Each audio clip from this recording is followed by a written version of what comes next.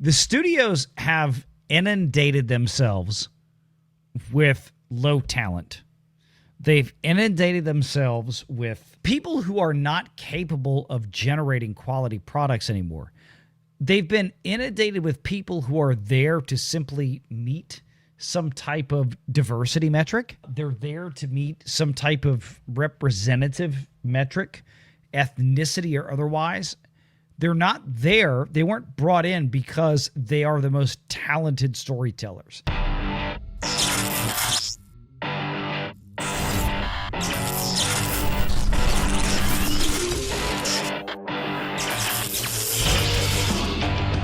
Renegade Online. 21 versus 17 million. Predator Badlands falling nearly 70% into weekend 2. And when are they going to learn with remakes that you can't remake movies where the lead actor is still so well known, right? Like, there's very few remakes that have ever really worked. And a lot of them were because they were so distant from the original and people had forgotten about the original so much, or they didn't have a distinct actor in them to kind of make them stand out above the rest, right? Like Scarface, I'm thinking of. The Thing. Yeah.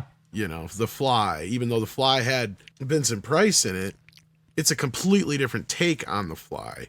So, I mean, it's not like, you know, The Running Man, even if it's more loyal to the book, you're still going to be comparing it to Arnold Schwarzenegger's movie because the same thing happened to Total Recall, right? Like, it's just so stupid to do. It's like, I can't wait for them to be idiots and remake Rocky or something like that and wonder, well, why did this fail? It's like, because it's not Sylvester Stallone. That's why. Yeah. I mean, look, the bottom line is with this, there's a lot here. I'm disappointed, obviously, in the performance of the Running Man reboot. However, from a financial perspective, there are things that need to be acknowledged from this end. Predator Badlands, however, this is yet another self-consuming Disney dumpster fire. Like, Now You See Me, Now You Don't. 21 million. The Running Man, 17 million. Let's click into each of these. Let's talk about it. Here we go. On the summary side, production budget of $90 million. $90 million. That's the only thing that's going to hurt it, but luckily it's Sony, I think, so it's probably pre-sold to Netflix. Boom! You got it right. That's it. This is a Sony film. It had a $40 million opening weekend. Let's just say that this film has a slow leg and goes out to 2.5 to 3x. And it finishes between 150 and 180 million dollars. Which I think is doable, but I think relatively doable. We're getting into the holiday season. This is kind of one of those movies that may actually surprise a little bit on a Thanksgiving Day weekend. It's possible. But again, yeah, every Sony movie that comes out, we always look at it in a bit of a, set of rose-colored glasses, that everything Sony does is basically, hey, look, Sony has figured out this design where they're not going to spend a shitload of money doing massive global marketing on a film because they already have Netflix out there by contract cutting checks. Netflix is going to spend money on this movie, marketing it, when it comes down to streaming. And Sony has obviously figured out, Tom Rothman and company have obviously figured out that they can make medium-ranged movies, not do a whole lot in terms of marketing, have middle to low end of the road performance at the box office, and yet still be profitable over a multi-year trek because of the contract with Netflix. So this seems to me what Sony has been going for now the last several years. This is not an indictment of the quality of writing and direction of the film. I didn't see it. Renegade Jr. really wants to go see this one. I didn't care for the first two, but I know they're popular. Yeah. I loved the first one. I thought the first one was great. I don't even know if I've watched the second one all the way through. The third one, haven't seen it yet. It's a lot of fun. It was clever. Part of the reason I think I loved, and as I've admitted in the past, the first one I really enjoyed, was because the first movie ended in City Park in New Orleans. So there is that kind of like homeschool aspect for me. The way they did that at the New Orleans City Park Carousel at the end. I thought it was pretty cool. But I thought it was clever, and I enjoyed it. That being said, you know, Sony's making these things now to basically sell to Netflix. Even though they're not all going directly to Netflix, like a K-pop Demon Hunter, they're still mostly going directly to Netflix. Everything that Sony's picking up in the box office is candy. Okay. Well, the beauty of it is it's ostensibly like Now You See Me. Now, if they were doing a third film, it would probably, if this was 10, 15 years ago, it'd be a straight-to-video movie. Yep. Or a straight-to-cable movie, right? Like, and you'd be lucky to have half the cast in it. But the beauty of Sony and their deal with Netflix is that they're able to spend a lot more, get the main cast in the film, so you've got all the regulars here, right? And that's what's going to pull people in, and I think you're right. I think this is going to have strong legs over the Thanksgiving weekend. Why? Because it's an old enough yet new enough franchise that it's one of those movies that when you get done with Thanksgiving, everybody can go, well, what do we want to go see? And just about everybody in the family will go, okay, we can go and agree on that one. And that's what this movie is, and that's why it's been timed and put out in this era. And there's nothing wrong with that. And Tom Rothman, bless him, because he used to be like one of the worst movie studio CEOs there was when he ran Fox. And I think it was because he had too many properties to deal with at Fox. See, here's the thing with Rothman, being put aside that, you know, actually this is put out by Lionsgate, I see here, not Sony. Yeah. The original, I thought the first two were Sony. Maybe I was wrong. I guess it was Lionsgate. I might have been wrong. Same rules applied. Same rules apply because there you go. It's even different rules. Here's the thing. It's even different rules because Lionsgate, and yeah, you're right. I misread. What the hell was I looking at? I thought it was Sony that put out I the said first Sony. ones, You and I were in the same. Yeah, maybe they did. Maybe they sold out to Lionsgate. But either way, maybe I'm wrong. Misremembering. Lionsgate, all of the international box office was pre-sold for cash up front. Yeah. Well, that's the other thing is like I was getting, it's almost it's different, but it's the same kind of thing, right? So, okay, we'll just reconfigure that. $90 million production budget. I bet you Lionsgate pre-sold this movie before a single movie ticket was sold. Lionsgate probably and Amazon picks up their shit, don't they? $30 to $40 million cash in hand before a single ticket was sold. So Lionsgate will probably be fine with this, you know. And again, they probably didn't spend a dime on it because they probably pre-sold whatever to Amazon, and then the other half they got from pre-sales overseas. So yeah, you're right. Now the downside of that is if it does make a good amount of money overseas, they won't see it. But my guess is they won't see it. But no, they won't see it, Tom. But they pre-sold it for cash up front. Yep. Which, for those who don't know, that's what happened to like the Lord of the Rings films and some other things. Is that like they pre-sold the movies outside of the U.S. So when they said they didn't really make any money on it, they weren't necessarily lying. Mm-hmm. And this is one of those few times because the way Bob Shea used to run New Line Cinema is he would pre-sell all the films in the foreign distribution so that it would pay for the movies because everybody's like freaking out about the Lord of the Rings film. They're like, you're going to bankrupt the company. You're going to bankrupt the company. He's like, no, I'm not. I already got them paid for. It's like, what are you freaking out about? But in turn, then they didn't get to keep all the money they made on the back end, which was $1 billion. These were $1 billion films worldwide, right? So you got to keep that in mind. And they didn't make nearly as much as they thought they could have or should have in the end of the day. But that's kind of what you look at with one of these movies. Now You See Me, Now You Don't. I think it'll work perfectly for Lionsgate. This will be one of the movies they actually make some money on this year. It'll do fine on video. It'll do fine on streaming. I don't see why it should have any problems kicking at least 100 to 150 million somewhere in between there. And let's go this one. The Running Man. This is disappointing. I didn't get to see this the weekend. The Running Man with Glenn Powell. They had a lot of advantage. They had IMAX and everything else. This is Paramount, by the way. Paramount. That's what I thought. They would say they own the rights, don't they? Yeah.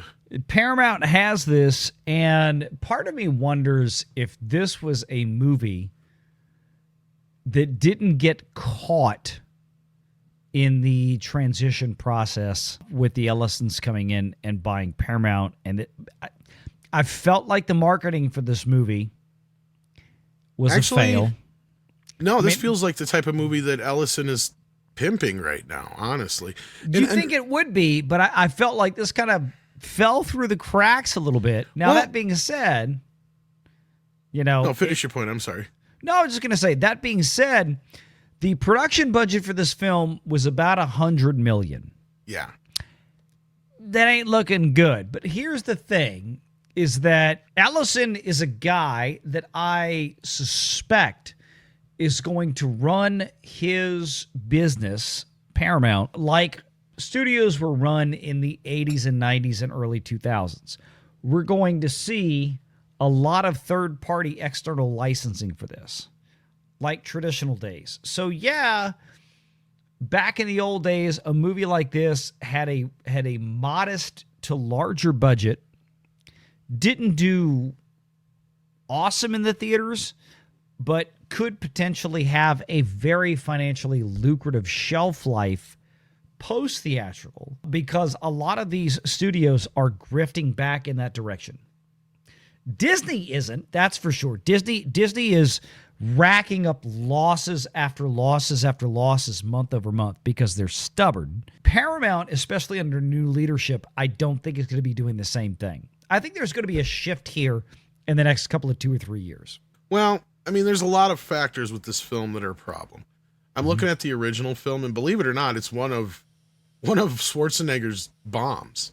Yeah, it was. Most people don't remember that. I remember I it did love better on this movie. cable and video. Yeah, it was one of those movies that found its audience on cable and video, but it cost $27 million to make and only made $38 million back in '87. Yep. Now, the other problem you have here is Glenn Powell's at the same place that like Sydney Sweeney is right now. Yep. And this should have been a movie that could have put him over the top. You got the right director, the right actor. It sounds like the script was the problem. Now, I have not seen the film. I'm not going to judge the film, but this is going off of the consensus of everybody that I've talked to that has. They don't say it's a bad remake, but they say it's not nearly as good as the original, which is a problem. And that's where I'm like, this is the thing. The original film was such a good movie, and it's so kind of like of its time that I don't know if you should have tried this one. And that's a problem you have with a lot of these movies from the 80s and 90s going forward that I think you're going to have trying to remake or reboot in any way, is unless you get the original cast back and you could find a way to make it a sequel and it work, like a Top Gun Maverick or something like that, which is a rarity, it just ain't going to work because a lot of these movies, we grew up with them. It wasn't like back in the 50s, 60s, and 70s where you didn't have home video, right? Yeah, you were lucky to catch a movie on TV maybe, but even then you didn't have HBO until the 80s at the same time home video came in. And that's one of the reasons why I said Ghostbusters was a big mistake, because yeah, it's not Citizen Kane, but it's also a movie that we grew up on and we know it word for word, and remaking something like that is just stupid. It's just going to come off like a bad cover song. When you know every note and word of it, you're not going to sit through a remake and not critique it like, you love it, because like that's the thing with like a lot of these movies is like they're just, why would people even want to see this when the original still exists and it's still good, right? Yeah. It's not like any movies from the 80s and 90s have aged that badly compared to like when we were growing up in the 80s and 90s watching movies from the 30s, 40s. That was a little different, right? Well, look, I think a big part of the problem though, Tom, and you'd probably agree with me on this statement, is that the studios have inundated themselves with low talent. They've inundated themselves with people who are not capable of generating quality products anymore. They've been inundated with people who are there to simply meet some type of diversity metric. They're there to meet some type of representative metric, ethnicity or otherwise. They're not there. They weren't brought in because they are the most talented storytellers. One of the reasons that I think that is the case is because we have heard from a multitude of Hollywood studios in the last, say, 5+ years, where they have over amplified. They've gotten so far over their skis. Every earnings call, every annual report, every annual shareholders meeting, every press release they can do have talked about how diverse they are, how representative they are, and how, oh, by the way, we are great storytellers. That's not just Disney. That's Paramount. That's Warner Brothers. That's Universal. It's everybody else under the sun. They all go back to the pablum. They want to sit there and wave the flag of platitudes about how great and wonderful they are without any actual evidence to back it up. I think part of this, and part of Hollywood is, and I'm not saying that Running Man is a victim of DEI. I was going to say, I don't think Running Man has that issue, but yeah. No. It's not a direct victim of DEI, Tom. You're right. I agree with you. My point is that I think there has been an overall downgrade in terms of corporate hiring. There's been an overall downturn in corporate standards. There's been an overall downturn in creative minimum thresholds of quality that things just get pumped out. The Running Man, I think, is kind of an adjunct victim of this in the sense that it's another Hollywood studio, Paramount, long before David Ellison got involved, that just like Disney and Comcast and Sony and we can go Warner Brothers going down the line, where they ran out of creative talent or they weren't willing to really find anybody new that could do something spectacular. And they just decided, you know what? There is an inexpensive option. And we can take existing intellectual property. We can hand it off to filmmakers that have basic, minimal, bare-level talent, and then we can do a quick cash grab based on that IP. I think The Running Man, to an extent, may be part of that problem. That Hollywood has gotten lazy because of all this. And you know, hey, we need so many points on this racial or ethnic metric, or and Hollywood just cranks out remakes. They crank out reboot they crank out whatever. You know, and this is just another victim of it. Look, the trailers look good. I still want to go see this movie. I love the original. I still want to go see this. It might not be great, but I still feel like I really want to go see this because of what it is. Make sure you're subscribed to Valiant Renegade and join us every Sunday at 6 p.m. Eastern for the live show.